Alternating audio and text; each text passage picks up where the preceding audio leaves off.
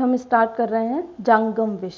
हम स्थावर विष डिटेल में पढ़ चुके, अब हम पढ़ेंगे जांगम विष। और जांगम विष में हम क्या क्या पढ़ेंगे? सर्प पढ़ेंगे, कीट पढ़ेंगे, लूता पढ़ेंगे, सारे जितने भी जो है जांगम जो पॉइजनस जो जानवर होते हैं उन सब के बारे में पढ़ेंगे। चाहे वो सर्प हो गया, बिच्छू हो गया, चूहा हो गया, अलर्क यानी कि कुत्ता हो गया, कोई भी हो गया, सबके बारे में हम डिटेल पढ़ेंगे। तो सबसे पहला और मोस्ट इम्पोर्टेंट जो है वो है स्नेक बाइट। बहुत बार एग्जाम में पूछा जाता है, कई बार क्वेश्चन आया है इसका बड़ा। तो जो जितने भी जांगम विषय हैं उनमें सबसे ज़्यादा इम्पोर्टेंट है आपका एक तो स्नेक बाइट और एक है अलर्क विष। दोनों ही रिपीट होते हैं, बाकी इतना ज़्यादा कुछ खास पूछा नहीं जाता है, तो आप लोग इनको अच्छे से एग्ज़ाम के लिए प्रिपेयर कीजिएगा। ठीक है, सर्पदंश का पहले हम पढ़ेंगे आयुर्वेद पार्ट, उसके बाद हम पढ़ेंगे इसका मॉडर्न पार्ट। तो आयुर्वेद में आपको क्लासिफिकेशन याद होना चाहिए कि जो सर्प है या सांप है उसको आयुर्वेद में किस तरीके से क्लासिफाई किया गया है। सबसे पहले हम देखते हैं आचार्य सुश्रुत ने सर्प को क्लासिफाई किया है। आचार्य सुश्रुत ने सर्प को दो भागों में क्लासिफाई किया है। नंबर 1 इज भौमिक यानी कि जो भूमि पर रहते हैं, और सेकंड इज दिव्य यानी कि जो देवी देवता होते थे उनके ज़माने में होते थे, अब दिव्य सर्प नहीं होते हैं। दिव्य सर्प जैसे आप लोगों ने अगर बहुत पुरानी जो मिथोलॉजी पढ़ी हो उसके अंदर वासुकी और तक्षक नाम के सर्प हुआ करते थे, जिनके देखने मात्र से, जब मैंने आपको अधिष्ठान पढ़ाए थे सर्पदंश के तब भी मैंने आपको बताया था कि दिव्य सर्प के देखने से ही, केवल देखने से ही, उसकी दृष्टि से ही क्या हो जाती है, मृत्यु हो जाती है। तो ये तो पहले के हुआ करते थे, इनसे हमारा अब कोई मतलब नहीं है, हम केवल पढ़ेंगे भौमिक सर्प। तो भौमिक यानी कि जो जमीन पर रहते हैं, जो भूमि पर रहते हैं, वो कितने होते हैं? उनकी संख्या मानी आचार्य सुश्रुत ने 80। ठीक है, 80 सांप ऐसे हैं या 80 प्रजातियां ऐसी हैं सर्प की जो केवल 80, काउंटिंग में 80 नहीं समझना है, सांप तो बहुत होते हैं, मैं प्रजाति की बात कर रही हूँ। ठीक है, तो वो कितने होते हैं? 80 होते हैं, जिनमें से 68 के कौन से होते हैं? सविष यानी कि विषैले सांप कितने होते हैं? 68 होते हैं। और निर्विष जो नॉन पॉइजनस हैं वो कितने होते हैं? 12 होते हैं। तो इसमें भी हम कौन सा पढ़ेंगे? सविष पढ़ेंगे, हमें इससे कोई मतलब नहीं है। तो आपको क्लासिफिकेशन 1 बाई 1 याद रखना है। सबसे पहले 2 पार्ट में क्लासीफाई किया गया था, भौमिक और दिव्य। फिर उसके बाद भौमिक को 2 पार्ट में क्लासीफाई किया, सविष और निर्विष। सविष 68 है और निर्विष जो है वो 12 है। अब हम देखते हैं सविष जो 68 हैं इनका क्लासिफिकेशन कैसे किया है। तो जो 68 सविष हैं उनको 4 पार्ट में डिवाइड किया है आचार्यों ने, या उनको 4 जो है संख्या दी है। पहला है दर्वीकर सर्प, दूसरा है मंडली सर्प, तीसरे हैं राजीमान और चौथे हैं वैकरंज। ठीक है, तो दर्वीकर कितने होते हैं? 26, मंडली कितने होते हैं? 22, और राजीमान होते हैं 10, और वैकरंज होते हैं 10, ये भी 10। इस तरीके से ये जो सविष जो सर्प हैं वो होते हैं 68। अब देखो, इसमें पहली बात तो आपको जब पूरा जो टॉपिक मैं पढ़ाऊंगी आयुर्वेद का, तो उसमें आपको इनके नाम पहले आप याद करने की कोशिश कीजिए कि 4 जो सर्प हैं हम उनके बारे में मेनली पढ़ेंगे, दर्वीकर, मंडली और राजीमान। क्योंकि अगर आप इन नाम को अभी अपने दिमाग में नहीं बिठा पाओगे तो आगे का आपको थोड़ा अच्छे से समझ नहीं आएगा। और देखो, इनमें कुछ समझाने का है नहीं, ये तो आपको नाम तो रटने ही पड़ेंगे और इनकी काउंटिंग भी रटनी पड़ेगी। तो ये कोशिश कीजिए कि आप जल्दी से जल्दी इसको याद कर लें। ठीक है, अब हम देखते हैं सविष सर्प का वर्गीकरण कैसे किया गया। यानी कि हमने 4 पढ़े, सविष के अंदर 4 आ रहे हैं, दर्वीकर, मंडली, राजीमान और वैकरंज। थोड़े अजीब से नाम है, लेकिन मैं आज बार बार इनको रिपीट करूंगी तो आप लोगों को याद हो जाएंगे।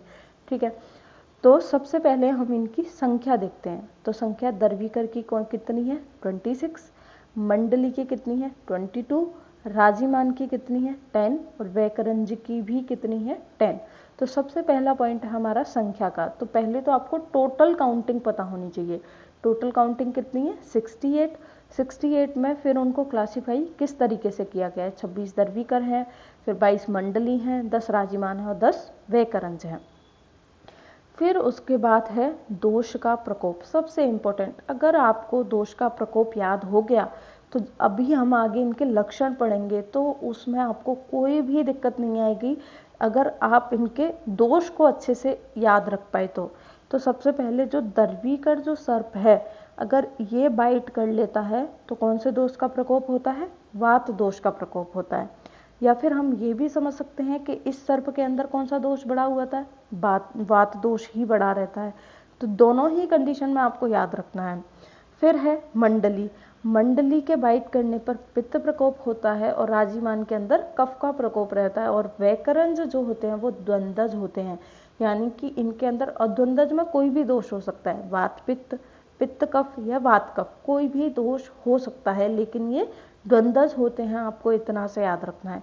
वैसे हम ज़्यादा डिटेल केवल इन 3 की पढ़ेंगे, हम वैकरंज के बारे में भी इतना नहीं पढ़ेंगे, हमें केवल 3 से मतलब है, दर्वीकर, मंडली और राजिमान से। अब हम देखते हैं इनका विहार। विहार बोले तो कि ये वैसे सांप कहाँ रहता है? अपने बिल के अंदर रहता है, ठीक है, लेकिन ये बाहर कब घूमते हैं? अपने बिल से बाहर कब निकलेंगे, कब बाहर जमीन पर आके विचरण करते हैं, उस टाइम को बोला है इनका विहार।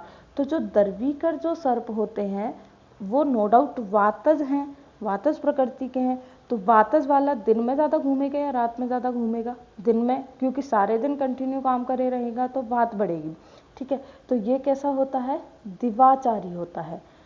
फिर उसके बाद मंडली जो होता है वो रात के पहले पहर में निकलता है, यानी कि शाम ढलते ही जो पहला पहर होता है रात का, हम समझ सकते हैं 8 से 10 तक का टाइम, तो उस टाइम पे जो विचरण करते हैं वो होते हैं मंडली सर्प।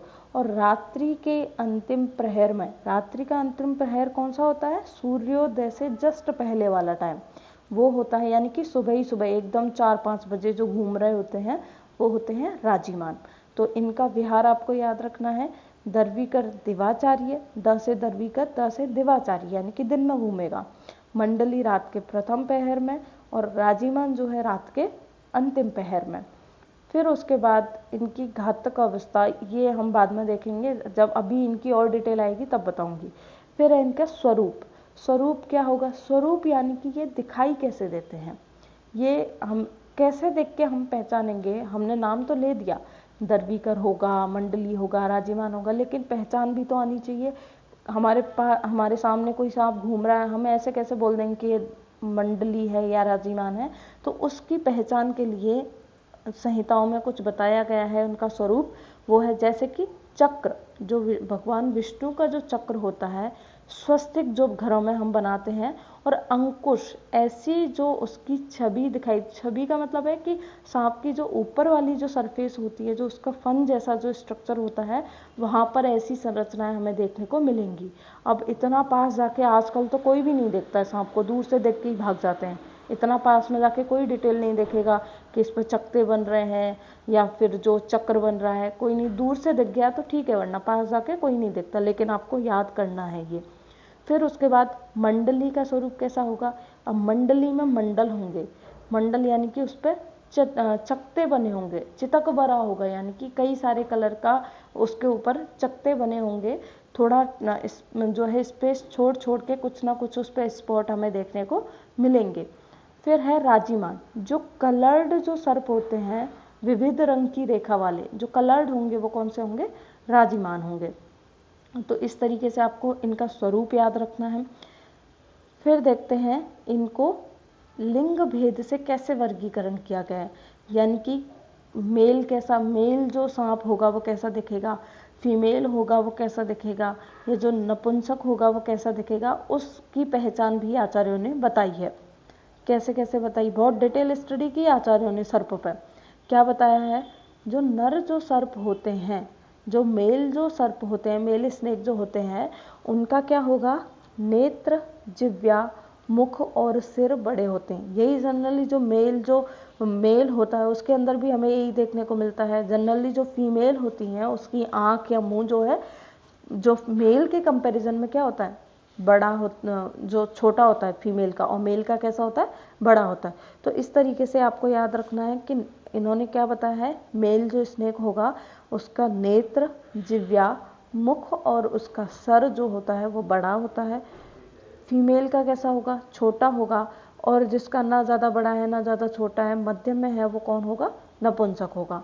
फिर उसके बाद ये तो बताई थी उन्होंने सर्प की पहचान। अब हम रोगी को देखकर भी ये पहचान कर सकते हैं कि इस रोगी को जो है मेल स्नेक ने बाइट किया है या फीमेल स्नेक ने बाइट किया है। वो कैसे, कि अगर रोगी को, जो भी दंशित जो व्यक्ति है, वो अगर ऊपर की ओर देख रहा है तो हमें समझना है कि इसको मेल स्नेक ने बाइट किया है। और फीमेल अगर कोई पर्सन है वो नीचे की ओर उसकी दृष्टि हो गई है, वो ऊपर नहीं देख पा रहा है, तो उसको फीमेल ने बाइट किया है। और जो तिरछा देख रहा है, इधर उधर देख रहा है, यानी कि उसको किसी नपुंसक जो स्नेक है उसने बाइट किया है। तो इस तरीके से हम जो है, अगर ऐसे है कि सांप तो चला गया, सांप की पहचान नहीं कर पाए कि मेल था या फीमेल थी, तो हम रोगी को देखकर भी उस सांप का पता लगा सकते हैं कि वो मेल था या फीमेल था। ठीक है। फिर उसके बाद नेक्स्ट है इसमें सविष सर्प पहचान। अब हमने सविष के अंदर 4 सर्प पढ़े हैं, दर्विकर, मंडली और राजिमान। तो जो सविष सर्प हैं यानी कि दर्विकर, मंडली और राजिमान है, इनकी हम लक्षण जो होंगे हमें कैसे दिखाई देंगे, ये सांप कैसे होते हैं, इनके बाइट करने पर कौन कौन से लक्षण आते हैं, वो हम थोड़ा डिटेल में इसका देखते हैं। ये पार्ट आपका सबसे इम्पोर्टेंट पार्ट है, आपको ये याद करना है अच्छे से। ठीक है, अभी तक तो ठीक है, काउंटिंग वाउंटिंग वो तो आपको याद हो जाएगी, लेकिन ये पार्ट पर आपको मेन फोकस रखना है। अब देखते हैं सबसे पहले इसकी पहचान। वही जो मैंने आपको अभी बताया था कि हम स्वरूप को देख करके कैसे पहचानेंगे कि दर्विकर है, मंडलीय, राजिमान है। तो वापस से उसकी बात कर लेते हैं एक बार। पहचान में क्या है, अगर चक्र, हल, छत्र, स्वस्तिक, अंकुश चिन्ह धारण किए हुए है तो वो है दर्विकर। हल जो खेतों में हम यूज करते हैं वो वाला हल, छत्र यानी कि जो छत्राकार जो संरचना है अगर वैसा है, स्वस्तिक उस पर बना हुआ है, और अंकुश यानी कि छोटे छोटे अंकुश जैसे उस पर संरचना है, अगर ऐसे हमें चिन्ह उस सर्प पर दिखाई दे रहे हैं तो वो सर्प कौन सा होगा, दर्विकर सर्प होगा। फिर उसके बाद है मंडली। मंडली जो सर्प होगा नाना प्रकार के मंडल से चित्रित, यानी कि उस पर स्पॉट बने हुए होंगे, वो भी कलर्ड हो सकते हैं। अलग अलग तरीके के चितक बरा जिसको हम बोल सकते हैं, यानी कि जिसके कई तरीके का, उसकी एक ही स्किन पर कई तरीके की हमें स्ट्रक्चर उस पर देखने को मिल सकते हैं। यानी कि वो स्पॉट जो है वो एक ही साइज के या एक ही शेप के नहीं होंगे, वो अलग अलग साइज और शेप के हो सकते हैं। तो नाना प्रकार के मंडल से चित्रित, और क्या होंगे, ये कैसे होते हैं, चपटे होते हैं, एकदम फ्लैट होते हैं, और मंद गति व अग्नि के समान होते हैं, बहुत स्लो चलते हैं। अब सब आपको ये तो मुझे समझाने की ज़रूरत ही नहीं पड़नी चाहिए कि सबसे ज़्यादा जल्दी रेंगने वाला सांप कौन सा होगा, दर्विकर, क्योंकि इसके अंदर बात है। सबसे स्लो कौन सा चलेगा, राजिमान, लेकिन मध्य में इसकी भी पित्त बढ़ा हुआ है इसके अंदर, इसकी भी गति कैसी होगी, मंद ही होगी। तो मंडली जो है वो कैसा होगा, फ्लैट होता है, चपटा होता है, मंद गति वाला होता है और अग्नि के समान होता है। एक तो चितक बरा है, पीला लाल ऐसे कुछ कलर होंगे इसके, अग्नि के समान होता है क्योंकि इसके अंदर पित्त बढ़ा हुआ होता है। ठीक है, तो ये है मंडली सर्प की पहचान। फिर है राजिमान। राजिमान के अंदर क्या बढ़ा हुआ है, कफ बढ़ा हुआ है, तो ये कैसे होंगे, स्निग्ध होंगे, चिकने होंगे, नाना वर्ण की तिरछी व ऊर्ध्वगामी रेखाओं से युक्त होंगे। जो इस पे जो रेखाएं होंगी वो ऊर्ध्वगामी होंगी। ऊर्ध्वगामी क्यों है, क्योंकि कफ का अगर हम डिवाइडेशन करें तो कफ जो है वो अपर बॉडी पार्ट में ज़्यादा रहेगा, इसलिए इसके अंदर तिरछी और ऊर्ध्व की ओर जाने वाली कैसी होंगी, नाना वर्ण की रेखाएं होंगी। तो ये पहचान है राजिमान की। फिर हम उनके फण की बात करते हैं, जो सांप का जो फन है वो कैसा दिखाई देगा या होगा कि नहीं होगा उसकी बात करते हैं। तो दर्विकर है, उसके अंदर फन होगा। ठीक है, वो यानी कि उसके अंदर फन होगा, वो कुंडली मार के बैठ सकता है। जो मंडली है उसका फन कैसा होगा, राउंडेड होगा। इसका कैसा होगा, ट्राइंगुलर। जो मोस्टली जो सीरियल में दिखाते हैं वो ट्रायंगुलर वाले दिखाते हैं, ठीक है। और इसका फन जो होगा वो गोलाकार होगा, और राजीमान के अंदर फन ही नहीं होगा। याद रखिएगा, राजीमान के अंदर फन नहीं होता है, केवल दर्वीकर और मंडली के अंदर होता है। उसमें भी मंडली का जो फन होता है वो कैसा होता है, गोलाकार होता है। विचरण काल भी हम पढ़ चुके हैं, यानी कि इसका जो विहार है ये तो दिन में बाहर निकलते हैं, ये रात्रि के प्रथम पहर में और ये रात्रि के अंतिम पहर में। फिर देखते हैं इनका रस, रस कैसा होगा। अब दोष के अकॉर्डिंग हम इसके रस का आइडिया लगा सकते हैं। देखो सबसे पहले दोष प्रकोप देखते हैं, तो इसके अंदर वात है, पित्त है, कफ है, ठीक है। इनके अंदर भी रहेगा, और ये जिसको बाइट करेंगे उस इंसान के अंदर भी ये सेम दोष को ही क्या करेंगे, प्रकोपित करेंगे। तो इनका जो रस है वो वात के कारण, इसका रस तो कैसा होगा, कटु होगा। वायु कौन से गुण से बढ़ती है, मेनली कटु से, सॉरी कौन से रस से बढ़ेगी, कटु से। और वायु का गुण क्या है, रुक्ष है। तो इसका जो विष का जो रस है वो कैसा होगा, कटु होगा, और उसका गुण कैसा होगा, रुक्ष होगा। मंडली वाले का जो विष का रस है वो कैसा होगा, अम्ल होगा, और उसका विष जो होगा वो स्वभाव में कैसा होगा, उष्ण होगा, क्योंकि पित्त बढ़ा हुआ है। फिर ऐसे ही कफ वाले के अंदर रस कौन सा होगा, मधुर होगा, और वीर्य बोले उसका यह प्रभाव बोले वो कैसा होगा, शीत होगा। तो इस तरीके से आपको इसके विष का रस और दोष का प्रकोप, अगर आपको देखो मैंने आपको पहले ही बोला था कि अगर आपको दोष याद है तो आप कुछ भी लिख सकते हो, इजीली लिख सकते हो, अगर आपको दोष अच्छे से पता है तो, ठीक है। फिर वयानुसार घातक कौन सी अवस्था में होंगे, कहने का मतलब ये है। तो देखो तरुणावस्था में दर्वीकर जो होता है वो ज़्यादा घातक होता है, ठीक है। मंडली जो होता है वो बूढ़े होने पर ज़्यादा घातक होता है।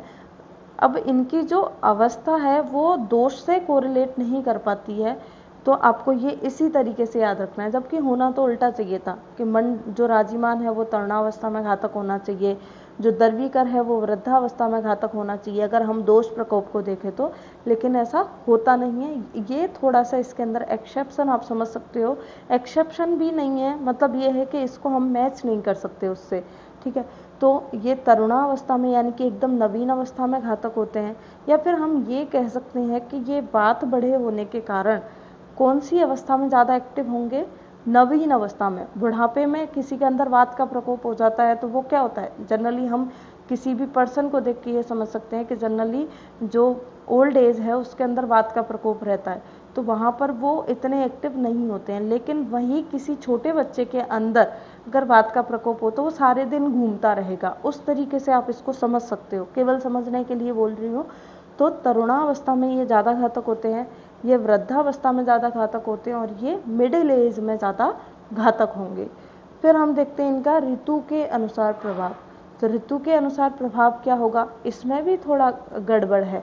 कैसे, ऋतु के अनुसार ये वर्षा काल में घातक होते हैं, इसका समझ में आता है। वर्षा के अंदर वात का संचय होगा, वात का प्रकोप होगा, तो ये चीज़ समझ में आती है। लेकिन इसका समझ में नहीं आता है कि यहाँ पर मंडली का शीतकाल में अधिक घातक होना क्यों बताया है। जनरली होना तो ये चाहिए था कि मंडली जो है वो उष्ण काल में अधिक घातक होना चाहिए था, क्योंकि इसके अंदर पित्त प्रकोप है, और अगर वो उष्ण काल में ज़्यादा काटेगा तो अगर उष्ण काल में उसने बाइट किया तो उसकी घातक अवस्था बननी चाहिए थी। लेकिन इसको शीत काल में बताया है, तो वो जो कॉन्सेप्ट हम लगाएं वो तो नहीं बैठेगा इसके अंदर। लेकिन इसमें हम इस तरीके से समझ सकते हैं कि जो शीतकाल है इस जिसके अंदर देखो पहले से ही पित्त बढ़ा हुआ है, और अगर वो उष्ण काल में ही वो विचरण ज़्यादा नहीं करेगा, पित्त बढ़े हुए अवस्था में वो कहाँ रहेगा, बिल में ही रहना पसंद करेगा, बाहर नहीं निकलेगा। जैसे ही बाहर ठंडा मौसम होगा वो विचरण करने आएगा, तो हो सकता है ये शीतकाल में घातक इसलिए बताया हो, ठीक है। बाकी अगर हम दोष के अकॉर्डिंग देखें तो यहाँ भी वो कोरिलेशन हम नहीं कर पाएंगे, लेकिन हम इसके विचरण के अकॉर्डिंग देखें कि ऐसे पहले इसमें पित्त बढ़ा हुआ है और ये गर्मी में बाहर नहीं निकलेगा, इसलिए ये शीतकाल में घातक है। ऐसे ही ये जो कफ के बढ़े होने के कारण शीत जो है ग्रीष्म काल में ये विचरण करने के लिए निकलेंगे, गर्मी के मौसम में ये बाहर कफ को पिघलाने के लिए बाहर आ रहे हैं, तो वहाँ पर ये ग्रीष्म काल में ये घातक हो सकते हैं। फिर उसके बाद है इसके दंश के लक्षण। दंश के लक्षण क्या है कि अगर बाइट कर गया बाइट कर गया तो उस पर्सन को क्या क्या लक्षण आएंगे। तो अगर आप दोष का प्रकोप आपको याद है तो आप इजीली लिख सकते हो। क्या क्या है? त्वक, नख, नेत्र, मुख, मल और मूत्र, ये सब उसके कैसे हो जाएंगे? वायु के बढ़े हुए होने के कारण या वायु के प्रकोप के कारण कृष्ण हो जाएंगे। ठीक है, इस पर्सन को ज़्यादा प्यास लगेगी क्योंकि वैसे ही विष कैसा होता है? उष्ण होता है। और अगर उसे वायु का सहारा मिल गया तो तृष्णा में भी दोष कौन से होते हैं? वात और पित्त ही होते हैं। मुख से क्या निकलेंगे? झाग निकलेंगे, मुख फेन होगा, शरीर रुक्ष हो जाएगा, स्वर भेद होगा और उसको कास हो जाएगी। तो ये तो लक्षण अगर आप सेम नहीं भी याद करो तो आपको इतने बार आपने पैथोलॉजी पढ़ी है, पैथोलॉजी के अंदर जितना भी आपको वायु के लक्षण याद हैं प्रकुपित वायु के, तो वो आप इसके अंदर लिख सकते हो। ऐसे ही मंडल की वजह से क्या होगा? त्वक, नख, नेत्र पीले हो जाएंगे पित्त के कारण, दाह होगा, संताप होगा, मूर्छा, ज्वर, रक्तपित्त और रोमहर्ष। इसमें कोई ही समझाने वाली बात नहीं है, कॉमन सिम्टम है कि पित्त बढ़ेगा। तो पित्त के जो कॉमन साइन सिम्टम होते हैं कि उसको संताप, दाह होगा, बर्निंग होगी पित्त की ऊष्मा के कारण, और संताप, उसको फीवर भी आ सकता है और वो मूर्छा की कंडीशन में जा सकता है। यहाँ पर त्वक, नख, नेत्र कैसे हो जाएंगे? श्वेत हो जाएंगे। कफ के कारण जिसको भी बाइट किया है राजीमान, उस पर्सन में क्या होगा? कफ को बढ़ा देगा राजीमान जो है बाइट करके, तो उसके अंदर क्या हो जाएगा? उसके त्वचा, नख, नेत्र सारे कैसे हो जाएंगे? श्वेत हो जाएंगे। स्किन पूरी कैसी हो जाएगी? सफ़ेद हो जाएगी। उसको शिरशूल होगा। कफ के प्रकोप के कारण उसको छर्दी होगी या वमन कह लो। और क्या होगा? कफ अगर बढ़ जाएगा, कफ अगर रेस्पिरेटरी ट्रैक में आ गया तो उसकी श्वास का क्या हो जाएगा? अवरोध हो जाएगा।